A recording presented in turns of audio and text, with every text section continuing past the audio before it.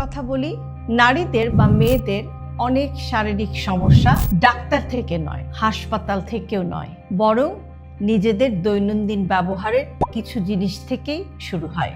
আজকে আমি আপনাদেরকে বলবো এমন 7টি প্রোডাক্টের কথা যেগুলো নিয়মিত ব্যবহার করলে নারীদের হরমোনের সমস্যা, বারবার ইনফেকশন, পিসিওএস বা পলিসিস্টিক ওভারিয়ান সিনড্রোম, এমনকি সন্তান নিতেও সমস্যা হতে পারে।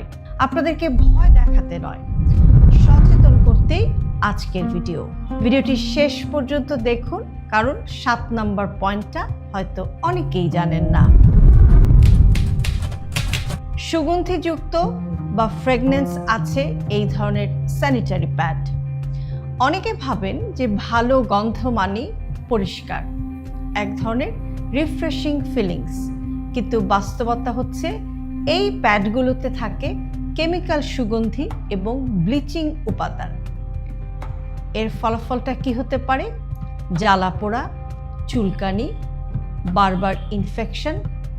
দীর্ঘমেয়াদে এগুলো কিন্তু ফার্টিলিটির সমস্যাও তৈরি করতে পারে বা ইনফার্টিলিটি কিংবা বন্ধ্যাত্ব জাতীয় সমস্যাও কিন্তু তৈরি করতে পারে। সমাধান কি? সমাধান হচ্ছে গন্ধবিহীন প্যাড ব্যবহার করুন। 100% কটন বা অর্গানিক প্যাড ব্যবহার করুন। রেগুলার ইন্টারভেলে প্যাড বদলান, অর্থাৎ 3 থেকে 4 ঘন্টা পর প্যাড চেঞ্জ করুন। প্রয়োজনে আপনি মেনস্ট্রুয়াল কাপ বা কাপড়ের প্যাডও কিন্তু ইউজ করতে পারেন। ভেজাইনাল ওয়াশ বা ফেমিনিন হাইজিন লিকুইড। ভেজাইনা নিজেই কিন্তু পরিষ্কার থাকে। একটা ন্যাচারাল অ্যান্টিব্যাকটেরিয়াল ইফেক্ট কিন্তু ভেজাইনাতে আছে, যেটা প্রাকৃতিকভাবে ভেজাইনাকে সুরক্ষিত রাখে। কাজেই বারবার যদি আপনি ভেজাইনাল ওয়াশ ব্যবহার করেন, তাহলে কিন্তু সেই ভালো ব্যাকটেরিয়া যেগুলো ভ্যাজাইনাতে থেকে ভ্যাজাইনাকে সুরক্ষিত রাখে, সেই ভালো ব্যাকটেরিয়াগুলো কিন্তু নষ্ট হয়ে যেতে পারে, যার ফলে সাদা স্রাব বা হোয়াইট ডিসচার্জ, ফাউল স্মেল বা দুর্গন্ধ, ইচিং, চুলকানি, বারবার ইনফেকশন ইত্যাদি নানান রকম সমস্যা হতে পারে। সমাধান কি? বাইরের অংশে শুধু পরিষ্কার পানি ব্যবহারই কিন্তু যথেষ্ট। ডাক্তারের পরামর্শ ছাড়া ভেজাইনাল ওয়াশ ইউজ করবেন না। কটন আন্ডারগার্মেন্টস ব্যবহার করুন। খুব টাইট কাপড় এড়িয়ে চলুন। ফেয়ারনেস বা হোয়াইটেনিং ক্রিম। ফর্সা মানেই সুন্দর, এই ভুল ধারণাটাই সবচাইতে ক্ষতিকর। এই ক্রিমগুলোতে থাকতে পারে স্টেরয়েড, পারদ, এমনকি হাইড্রোকুইনন, যার ফলে ত্বক পাতলা হয়ে যেতে পারে, ত্বকে কালচে দাগ হয়ে যেতে পারে, হরমোনের সমস্যা হতে পারে, এমনকি গর্ভাবস্থায় আপনার গর্ভের শিশুর ক্ষতিও কিন্তু হয়ে যেতে পারে। সমাধান কি? ফর্সা নয়, সুস্থ বা হেলদি ত্বককে গুরুত্ব দিন। নিয়মিত সানস্ক্রিন ব্যবহার করুন, অর্থাৎ প্রতিদিনই আপনি সানস্ক্রিন ইউজ করতে ভুলবেন না। বাইরে বের হলে সানস্ক্রিন মাস্ট, আর ঘরেও যদি আপনি রোদের কন্ট্যাক্টে থাকেন তাহলে কিন্তু সানস্ক্রিন ইউজ করতে হবে। সাধারণ ময়শ্চারাইজার ব্যবহারই আপনার জন্য যথেষ্ট। ত্বকের জন্য চিকিৎসকের পরামর্শ নিন, অর্থাৎ স্কিনে কোনো প্রবলেম হলে সংশ্লিষ্ট বিশেষজ্ঞ চিকিৎসকের পরামর্শ নিন। প্লাস্টিকের খাবারের পাত্র এবং বোতল। গরম খাবার আর প্লাস্টিক, এই কম্বিনেশনটা কিন্তু খুবই ক্ষতিকর। প্লাস্টিক থেকে বের হয় বিপিএ, এগুলো প্রভাব ফেলে হরমোনের ওপর। পিসিওএস, ইনফার্টিলিটি, থাইরয়েডের সমস্যা ইত্যাদি নানান রকম প্রবলেম কিন্তু হতে পারে। সমাধান কি? সমাধান হচ্ছে কাঁচ বা স্টিলের পাত্র ব্যবহার করুন। গরম খাবার প্লাস্টিকে রাখবেন না, প্লাস্টিকের বোতল রোদেও রাখবেন না।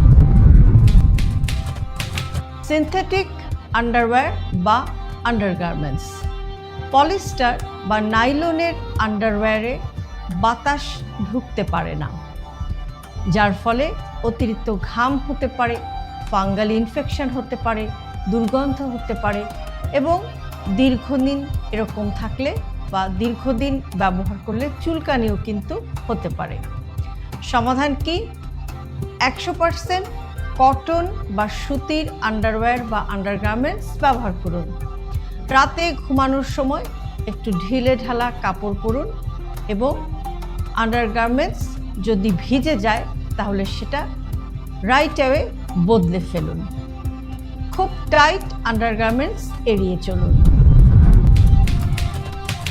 পিউবিক হেয়ার রিমুভাল ক্রিম, এই ক্রিমগুলোতে থাকে খুব শক্তিশালী কেমিক্যালস, যার ফলে কেমিক্যাল বার্ন হতে পারে বা পুড়ে যেতে পারে, কালচে দাগ হয়ে যেতে পারে, অ্যালার্জি হতে পারে, ইনফেকশন হতে পারে। মনে রাখবেন, পিউবিক হেয়ার প্রাকৃতিক সুরক্ষা দেয়, অর্থাৎ এটা একটা ন্যাচারাল প্রসেস। আমাদের ভেজাইনার আশেপাশে পিউবিসে যে হেয়ার বা চুলগুলো থাকে সেটা কিন্তু আপনাকে সুরক্ষা দেওয়ার জন্যে এটা ন্যাচারালি থাকে। কাজেই সেই জায়গাটির যত্ন করা আপনার রেসপন্সিবিলিটি। সমাধান হচ্ছে যে হেয়ার রিমুভাল ক্রিম ব্যবহার করবেন না। ট্রিম করাই হচ্ছে সবচাইতে নিরাপদ, অর্থাৎ একটু ছেটে রাখতে পারেন বা আপনি ট্রিম করে রাখতে পারেন।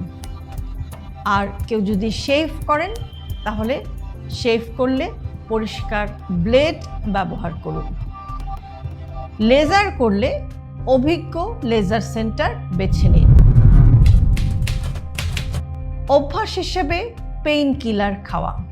আমাদের অনেকেরই একটি সমস্যা আছে বা একটি খারাপ অভ্যাস আছে, সেটা হচ্ছে যে পিরিয়ডের সময় যখনই একটু ব্যথা হয় সাথে সাথে একটা পেইন কিলার খেয়ে ফেলা। পিরিয়ডের ব্যথা মানে ওষুধ, এই অভ্যাসটা কিন্তু খুবই ক্ষতিকর, যার ফলাফল হতে পারে আপনার কিডনির ক্ষতি হতে পারে, গ্যাস্ট্রিক আলসার হতে পারে, এমনকি হরমোনের সমস্যাও হতে পারে। আবার অনেক সময় দেখা যায় যে এন্ডোমেট্রিওসিস অথবা ফাইব্রয়েড ইত্যাদি নানান ধরনের সমস্যা জরায়ুতে থাকে, যে কারণে পিরিয়ডের সময় ব্যথা হতে পারে। আপনি যদি রেগুলার পিরিয়ডের সময় এই পেইন কিলারগুলো খেয়ে ফেলেন একটু ব্যথা হলে, তাহলে কিন্তু পেইনটা সাবসাইড হয়ে যাবে এবং এই ধরনের সমস্যা আর কিন্তু ডায়াগনোসিস হবে না বা ধরা পড়বে না। অর্থাৎ কী কারণে আপনার পিরিয়ডের সময় ব্যথা হচ্ছে সেই কারণটা কিন্তু আর খুঁজে বের করা যাবে না।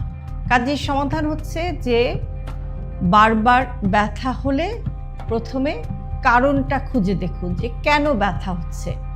খাবার, ঘুম, ব্যায়াম এগুলোকে ঠিক করুন এবং ডাক্তারের পরামর্শ ছাড়া নিয়মিত পেইন কিলার একদম খাওয়ার অভ্যাস করবেন না। এটা আপনার শরীরের জন্য খুবই ক্ষতিকর একটি অভ্যাস। নারীর শরীর দুর্বল নয়, কিন্তু খুবই সংবেদনশীল বা সেন্সিটিভ। আপনি প্রতিদিন যা ব্যবহার করছেন সেগুলোর প্রভাব কিন্তু আপনার ভবিষ্যতের উপর পড়তে পারে। আজকে সচেতন হলে আগামীকাল নিজেকেই আপনি ধন্যবাদ দেবেন। এই ভিডিওটি আপনার নিজের জন্য যেমন প্রয়োজন, ঠিক তেমনি আপনার মা, বোন অথবা বান্ধবীর জন্যও কিন্তু দরকার। সুতরাং ভিডিওটি শেয়ার করুন আর কমেন্টে লিখুন এই যে 7টি পয়েন্টের কথা বললাম এর মধ্যে কোনটি আপনি জানতেন না। হেলদি লাইফস্টাইলকে জটিল ভাববেন না। আপনার দৈনন্দিন জীবনের ছোট ছোট অভ্যাসের পরিবর্তনই আপনাকে নিয়ে যেতে পারে একটি সুস্থ জীবনধারার দিকে। আর সে কারণে আমরা সব সময় বলে থাকি হেলদি লাইফস্টাইল সিম্পলিফাইড। আজকের ভিডিওটি যদি আপনাদের কাছে ইউজফুল মনে হয় তাহলে অবশ্যই আপনার প্রিয়জনকে পাঠাতে ভুলবেন না। আর এরকম আরও ভিডিও প্রতিদিন পেতে